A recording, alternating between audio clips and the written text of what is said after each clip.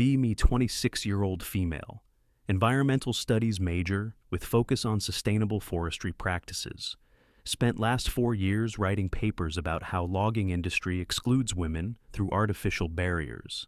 Thesis focuses on dismantling gender stereotypes in outdoor labor and natural resource management. Constantly arguing that physical differences between men and women are mostly social conditioning. Believe that forestry work is about technique, knowledge, and environmental awareness rather than brute strength. Always pointing out that women excel in precision tasks and attention to detail.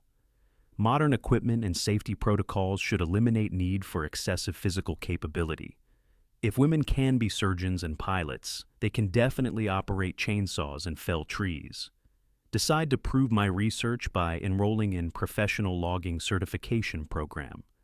Going to document how these courses perpetuate masculine stereotypes and exclude qualified women. Research Pacific Northwest Forestry Institute, known for traditional approach and high standards. Perfect opportunity to expose discriminatory practices in male-dominated outdoor industries.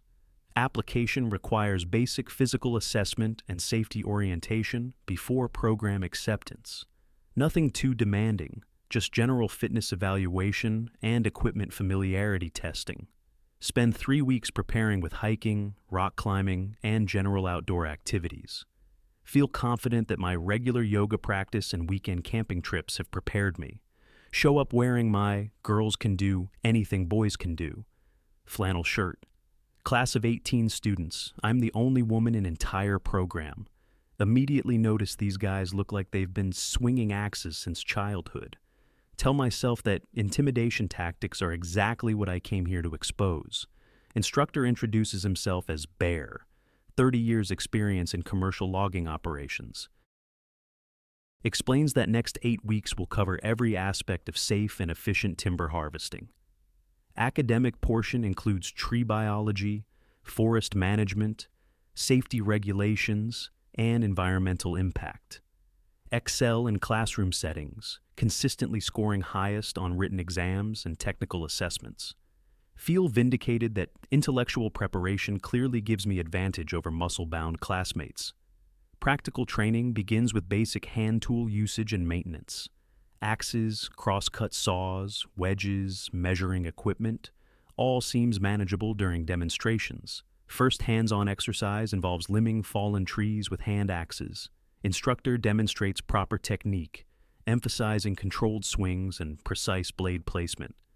Grab standard forestry axe, immediately surprised by how heavy it feels in my hands. Manage a few swings, but accuracy is terrible. Keep missing intended targets. Other students are efficiently removing branches with smooth, rhythmic motions. I'm taking twice as long and producing ragged, imprecise cuts that would be dangerous. Instructor adjusts my stance and grip, explains importance of letting axe weight do the work. Try again with better form. Still can't maintain consistent rhythm or power. Watch classmates working steadily for hours while I need breaks every few minutes. Feel frustrated, but convince myself this is just a matter of building technique and muscle memory. Week 2 introduces chainsaw operation and maintenance, the core skill of modern logging. Safety lecture emphasizes that chainsaws are extremely dangerous tools requiring complete control. Improper handling can result in severe injury or death within seconds of losing focus. Pick up basic chainsaw, immediately realize it's much heavier than expected. Struggle to hold it steady in proper cutting position for more than few seconds. Instructor demonstrates starting procedure. Chainsaw roars to life with impressive power. My turn to start engine, pull starter cord with everything I've got. Nothing happens, cord just slides out without engaging engine mechanism. Try again with more force, still nothing. Other students watching my struggles. Bear comes over to help, explains that starting technique requires quick, sharp pulls. Spend 10 minutes attempting to start chainsaw, while others move on to cutting exercises. Finally get engine running, but can barely control vibration and weight. Attempt basic crosscut on practice log. Chainsaw immediately binds in the wood. Instructor stops me before I can damage equipment or injure myself. Explains that proper cutting requires maintaining steady pressure and correct angle. Watch other students making clean, efficient cuts while I struggle with basic operation. Clearly, this requires upper body strength and control that I simply don't possess. Week 3 covers tree felling, the most dangerous and skill-intensive aspect of logging. Instructor emphasizes that improper felling techniques can kill you or your coworkers instantly. Trees can weigh several tons and fall unpredictably if cutting technique is wrong. Begins with small trees, maybe 8 inches diameter, to practice basic notching techniques. My job is to create precise undercut notch that determines direction of tree fall. Chainsaw feels impossibly heavy and unwieldy when cutting overhead at face level. Can't maintain steady cutting angle. Notch comes out crooked and uneven. Other students are producing clean, precise notches that look like textbook examples. Instructor examines my work, shakes his head disapprovingly at poor technique. Explains that improper notching could cause tree to fall backward and crush the operator. Feel genuinely scared about continuing with such dangerous equipment I can't control properly. Move on to back cut portion, the final cut that releases tree to fall. Requires maintaining perfect horizontal cut while monitoring tree for signs of movement. My cuts are shaky and imprecise, taking much longer than safe operational standards. Instructor has to take over and finish my cuts to prevent accidents. Watch my practice tree fall in completely wrong direction due to poor notch work. If this had been real operation, could have injured workers or damaged equipment. Week 4 introduces bucking, cutting fallen trees into logs of specified lengths. Seems simpler than felling, but requires sustained chainsaw operation in awkward positions. Cutting through large diameter logs demands maintaining pressure for extended periods. Attempt, first bucking, cut on tree about 2 feet in diameter. Chainsaw immediately starts binding as I lose power and cutting angle. Can't maintain steady pressure needed to cut through thick wood efficiently. Other students are working through logs systematically, while I struggle with single cuts. Instructor has to help me complete every cut to keep class moving forward, starting to realize that every aspect of logging requires strength and endurance I lack. Week 5 covers limbing, removing branches from felled trees using chainsaw. Requires working in cramped positions while maintaining complete control over powerful equipment. Branches create spring tension that can kick chainsaw back violently if cut improperly. Attempt limbing on practice tree, immediately get chainsaw stuck in branch tension. Instructor quickly shuts off my saw before dangerous kickback can occur. Explains that limbing requires reading wood tension and adjusting technique accordingly. Watch classmates efficiently cleaning entire trees while I can't complete single branch. Feel like complete liability, slowing down entire class with my incompetence. Week 6 introduces advanced felling techniques for large diameter and problematic trees. Trees over 3 feet diameter require specialized cuts and sometimes multiple operators. Heavy leaners, dead trees, and wind-damaged timber present extreme safety challenges. Instructor demonstrates bore cutting technique for trees with heavy forward lean. Requires precise chainsaw control to cut from inside tree without hitting obstacles. Can barely maintain basic cutting form. Advanced techniques are completely beyond my capabilities. Other students practice complex cuts while I watch from safe distance. Instructor explains that I'm not ready for advanced techniques due to basic skill deficiencies. Feel excluded and frustrated, but starting to understand safety rationale behind decision. Week 7 covers mechanical equipment operation, skidders, and log loaders. Thought this might be easier since it's machine operation rather than hand tools. Climb into skidder cab, immediately overwhelmed by complex hydraulic controls.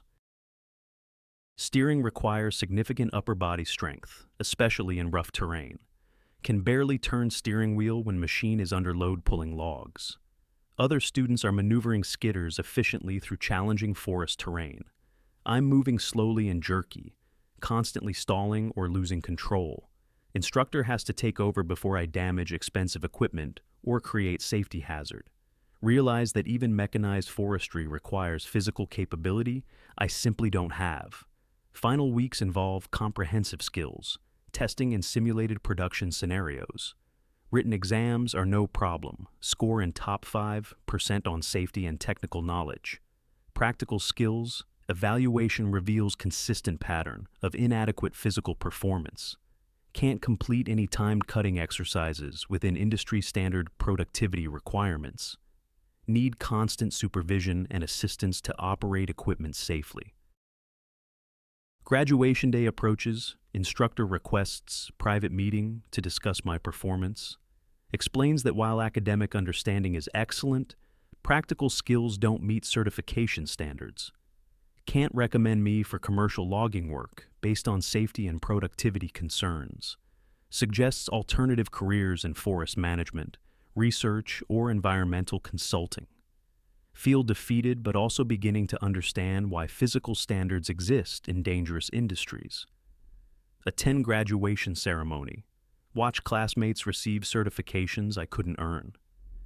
Several guys approach me afterward, genuinely supportive about my effort and determination, but everyone understands why I couldn't meet physical demands of commercial logging. Bear pulls me aside, explains that logging has highest workplace fatality rate of any industry.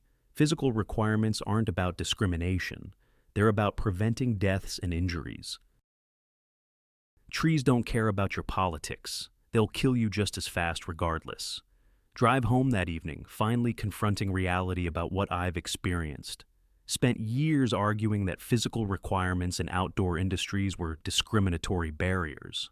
Now, understand that these standards exist because the work genuinely requires these capabilities. Injured loggers can't harvest timber, and dead workers don't contribute to any cause. Begin researching actual logging industry safety statistics and workplace injury data. Discover that fatality rates have decreased as safety standards and physical requirements increased.